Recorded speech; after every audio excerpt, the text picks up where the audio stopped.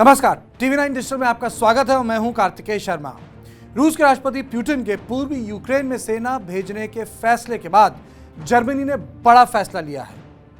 Germany ने ऐलान कर दिया है कि नॉर्थ स्ट्रीम 2 का काम आगे नहीं जा सकता है।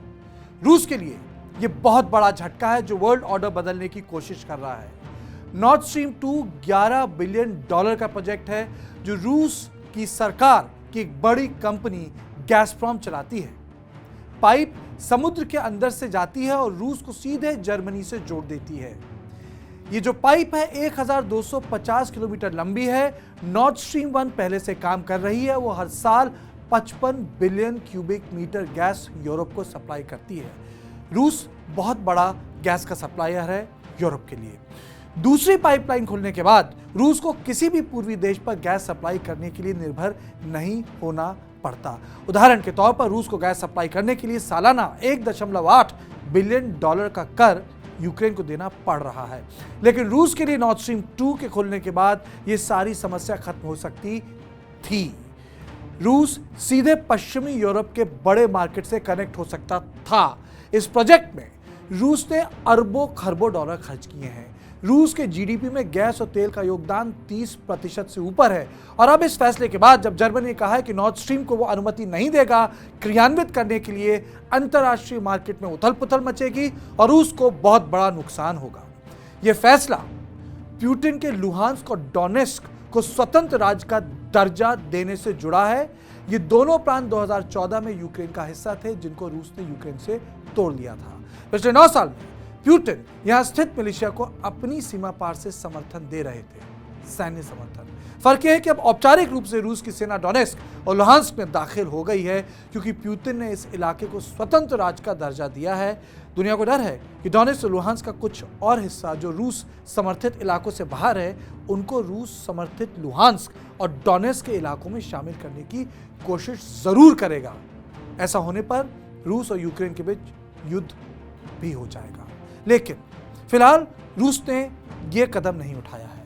रूस ने वही किया है जो उसने 2008 में जॉर्जिया में किया था।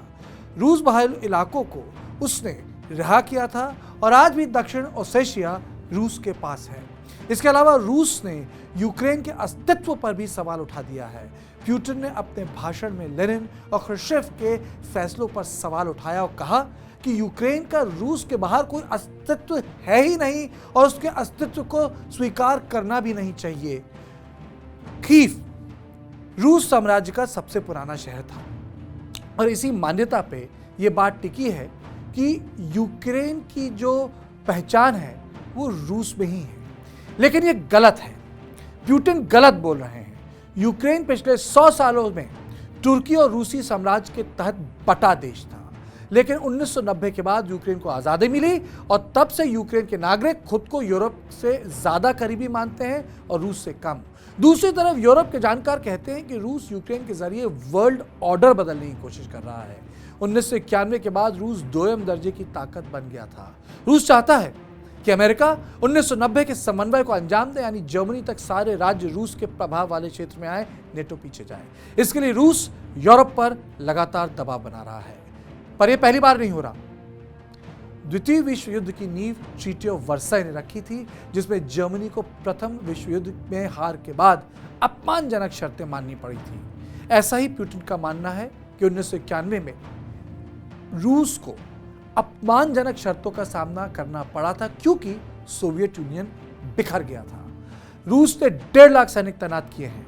यूक्रेन की फौज में 1,45,000 सैनिक हैं। इसके अलावा 30,000 रूस समर्थित मिलिशिया भी हैं जो इस युद्ध में शामिल हो सकते हैं क्योंकि रूस की सीमा और यूक्रेन की सीमा पर ये सारे लोग तैनात हैं। मैं कह सकता हूं कि रूस ने युद्ध की पहली सीढ़ी पर कदम रखा है। जानकार भी कहते हैं कि पहले रूस डोनेस्क और लुहांस्क को व्यवस्थित करेगा और फिर बड़ा कदम उठाएगा। लब्बो लुआब यह है कि रूस की सेना यूक्रेन की सीमा पर ही है और हाल फिलहाल हटने वाली नहीं है। हाँ, रूस अपनी फौज को पीस कीपिंग मिशन का नाम दे रहा है, लेकिन बात यह है कि रूस ऑक्यूपेशन फोर्स बन गया है। पुतिन पहले ही कह चुके हैं कि वो यूक्रेन को देश नहीं मानते। अब मुद्दा यह है कि नॉर्थ स्ट्रीम बंद करने के बाद रूस पर और कितने आर्थिक प्रतिबंध लगाए जाएंगे। तो सियासत की बात में बस इतना ही। देश और दुनिया की बाकी खबरों के लिए देखते रहें TV9 डिजिटल।